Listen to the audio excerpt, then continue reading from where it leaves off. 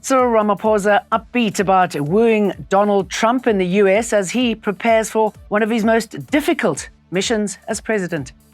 I don't even want to go in. What happens if a worm finds its way into my private part? I use a bucket now. There's no other way. The horror of living in the Ramaphosa settlement in Vereeniging, where the portable toilets have not been cleaned for 4 months. Extremely cold weather is about to hit South Africa, and something to celebrate. The victorious under-20s football team, Amajita, return home. Hello, I'm Jane Dutton. EWN. In touch, in tune, and independent. It might be warm today, but extremely cold weather and wet conditions are heading our way. The cold front, anticipated in areas including the Western Cape, is likely to be accompanied by strong winds. Snowfall is also predicted in some parts too.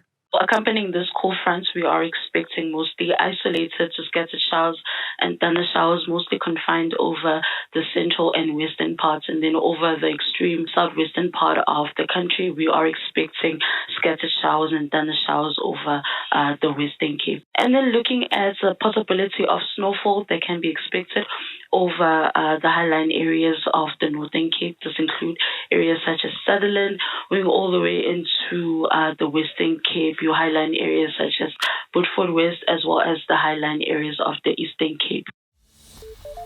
President Cyril Ramaphosa's office says he's ready for tomorrow's meeting with Donald Trump, which aims to reset relations between South Africa and the US. A jovial-looking Ramaphosa arrived in Washington yesterday afternoon. His spokesperson, Vincent Magwenya, says this is an opportunity to refocus trade relations. We're always ready. We're hoping to have really good discussions with President Trump and his fellow government colleagues. I'm looking forward to a really good and positive meeting. And we're looking forward to a very good outcome for our country, for our people, for the jobs in our country and good trade relations. We are going to have an opportunity to discuss geopolitical issues, not only Israel, but also Ukraine. And so all these matters will be on the table for proper discussion. And we are very rational when it comes to discussing global and geopolitical matters, and we will put South Africa's interest first, and our own foreign policy positions will be well clarified. Police have recovered 10 high-caliber firearms at the Meyerton taxi rank following a shootout between security companies earlier this morning. According to police, 2 rival security companies exchanged gunfire just before 8 o'clock, turning the busy Gauteng transport hub into a war zone. Multiple civilian vehicles were hit and dozens of bullet casings now litter the ground. Police say the volume and spread of bullet casings suggests the shootout was intense and lasted several minutes. At the moment, I cannot confirm how bad is the injury, but what I can confirm is that he is in hospital and he's in his 40s. Was he a member of either the security forces? At the moment, the information received is that he's a member of one of the security companies, and he alluded that it was his first day at work.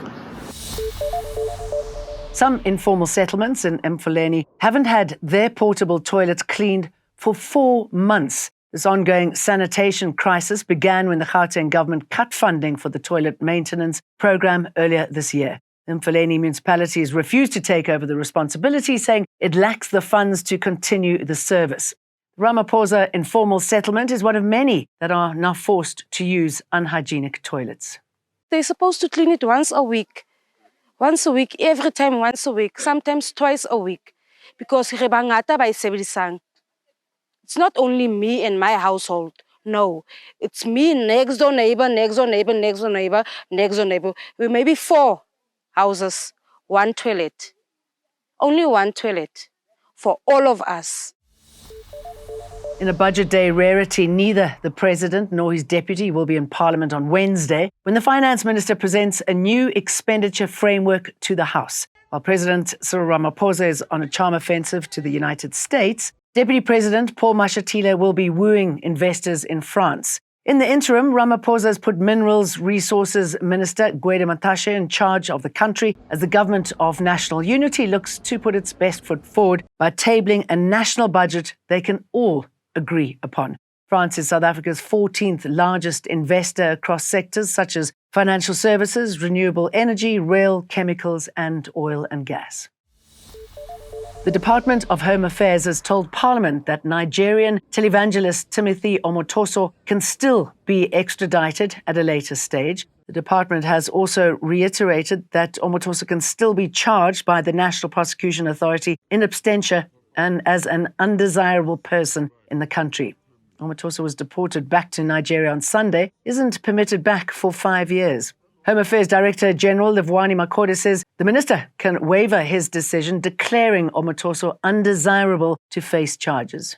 In this case, it will be for that person to come and face the charges that they might be brought into the country for. And I think we do have a very good relationship with Nigeria through the extradition agreement that has been signed by DERCO with the Republic of Nigeria. The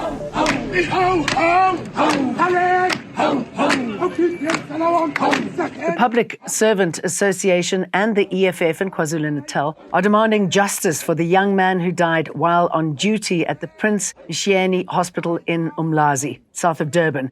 Intern Dr. Malulu Tor Mazwi collapsed and died last week while on duty. It's alleged he'd reported to his superiors that he was unwell, but was allegedly forced to work by his supervisor.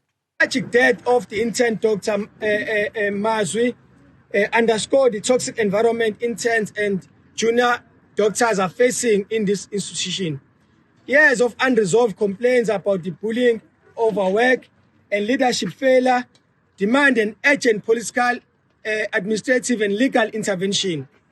Comrades, we demand on the interns and junior doctors' protection, a public apology and acknowledgement from the Department of Health for system abuse and toxic treatment of interns.